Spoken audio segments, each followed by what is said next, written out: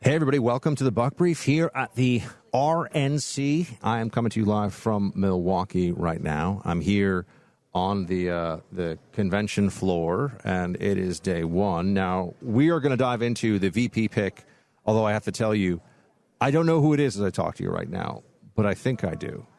I have been, meaning that by the time you listen to this, you will probably know. I have been saying that it will be JD Vance. I've just thought that that was the likeliest, made the most sense to me, would also be my top choice as a pick. I think I've said that for about 6 months now. So we'll see. By the time this goes up, we'll know if I am right. But I also think it's worth noting the VP pick is not something that will dramatically change the trajectory of the Trump ticket, no matter who it is. And in this moment, I think everybody's still more focused on what the future looks like of this election, given what we know just happened with Donald Trump over the weekend. A miracle that Trump was not assassinated, and it's tough to even go back and think about what those initial moments felt like when I was seeing the clips and I saw him on stage and I saw there was blood and I knew it was gunfire. And we're all thanking God this week that Donald Trump is okay. And that is a universal feeling here at the RNC, that everyone is just, it is a pervasive feeling. We see each other here and we end up wanting to just take a moment and say, isn't it incredible that he's okay? Given what happened, given the massive security lapse, which we talked about in some detail today on the Clay and Buck show, the Secret Service with a truly awful and humiliating failure to protect a presidential candidate. But here it is mostly the feeling of what a moment for Donald Trump, for his supporters. The belief is that the speech that he gives, there'll be one tonight and there'll be one later on in the week as well. Tonight will be announcing the VP, I think, and talking in some detail about that. But I understand that there will be a message of unity, and that, under the circumstances, I think is the smart play, the right play, and I'm really looking forward to hearing what Trump has to say about it.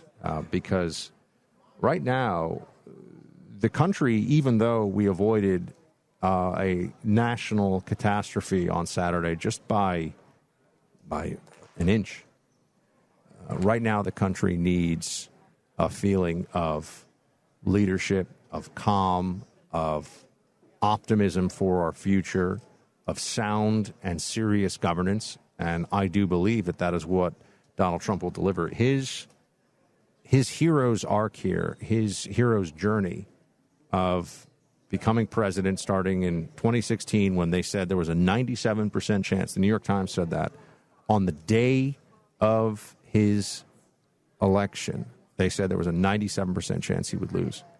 To defeat Hillary Clinton, first time ever running, first time he's ever in a major political contest, and then to continue to govern through the Russia collusion lies, the Mueller investigation hoax, 2 impeachments that were just partisan exercises, nonsense, 4 criminal indictments, a felony prosecution, and now an attempted and conviction on complete nonsense, and now an attempted assassination. Donald Trump is the most incredible political story of my lifetime. I don't know if there is anybody that you'd have to go back quite a ways in history, I think, to find an American president who has been through anything approaching the same level of ordeal. There have been some, but it's everyone here right now, I'm just telling you, feels like something dramatic has happened to the national psyche, that we almost lost this incredible leader, but we have him, and he's here. And there's a real sense that we're going to be feeling a whole lot better this week about the future and about what is coming. And I'll tell you this, I mean, the Democrats, already there are reports all over the place that Trump is going to win, and they know it. Now, I know we run until we finish. We know that everything is. Oh, I'm sorry. I just got breaking news as I'm doing the podcast. It is JD Vance. I was right. It is JD Vance.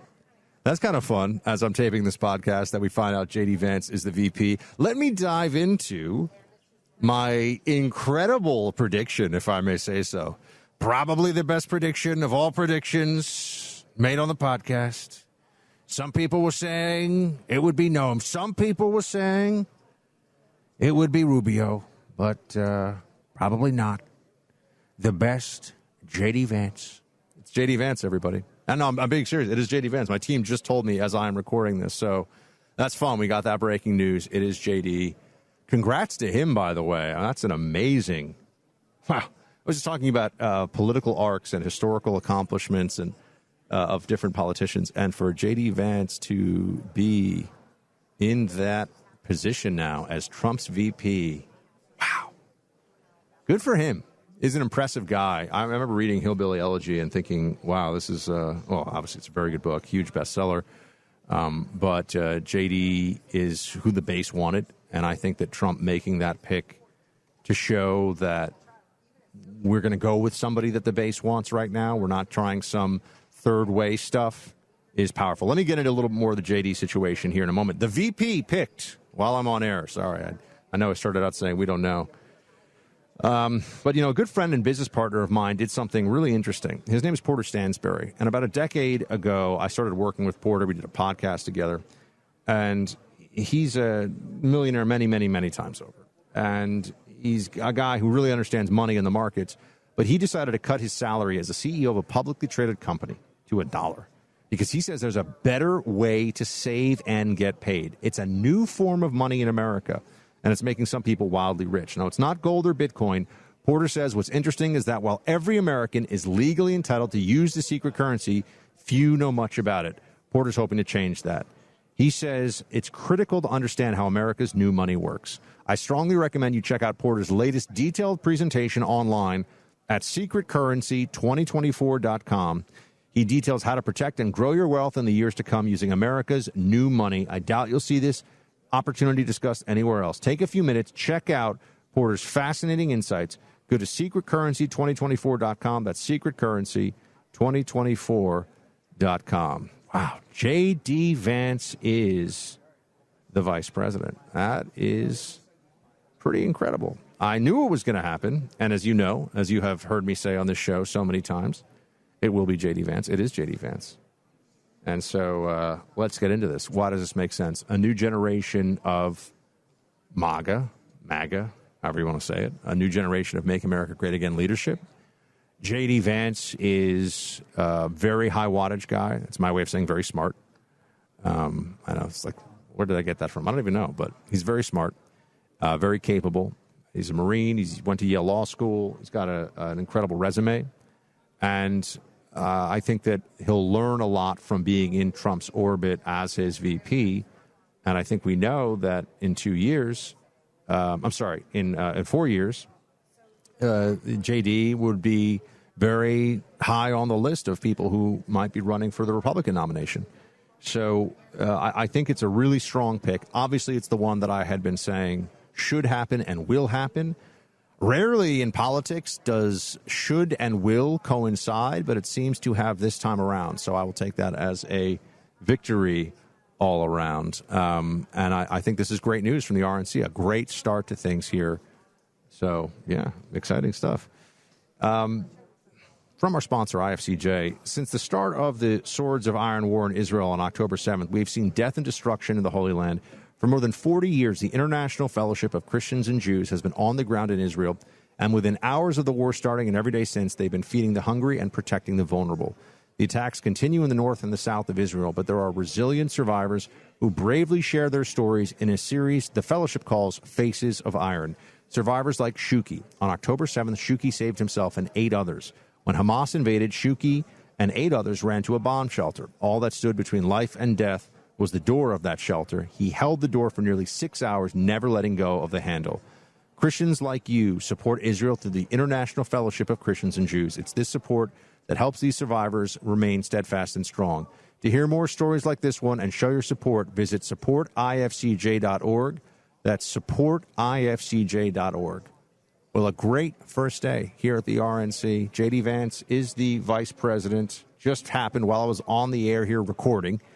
So that's exciting. We'll have a lot more news from you, a lot more interviews, cool stuff going on. I'll get some people here in person to talk to you on the podcast. And especially at this time for our nation, my friends, remember, shields high.